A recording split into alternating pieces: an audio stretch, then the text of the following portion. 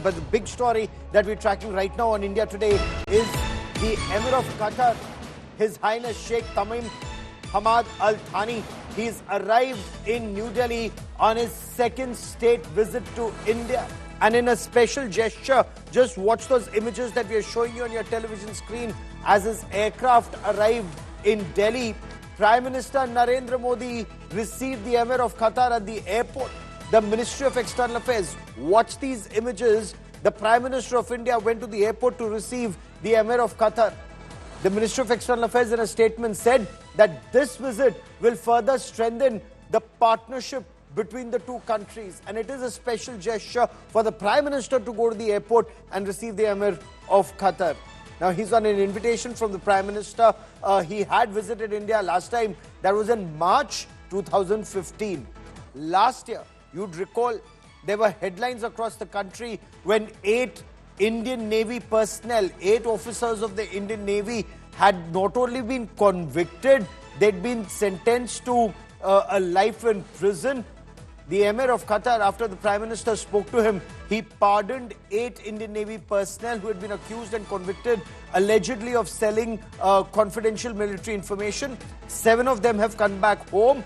It is hoped the 8th would return soon after this visit, and we'll be tracking that story. India and Qatar, they have deep-rooted historical partnership. It's a friendship that's based on trust and mutual respect. In recent years, the ties between the two countries have actually expanded from trade to investment to energy security, and that's very crucial. We'll hear lots more in the next 24 hours on India's energy security, technology, culture, and people-to-people interactions. His Highness, the Emir of Qatar, will be accorded a ceremonial welcome in the forecourt of the Rashtrapati Bhavan on the 18th. That's tomorrow in the morning. The Indian community residing in Qatar, incidentally, the Indian community in Qatar is the largest expat community in Qatar, and it is appreciated very widely for a very positive contribution to the progress and development of the country. Now, joining me on India Today for more on the visit of the Emir of Qatar is my colleague Shivani Sharma. Shivani, the Prime Minister going to the airport to receive the Emir of Qatar, it's a very major signal of the close bonds between the two countries and the two leaders. What are the expectations of his from his second state visit?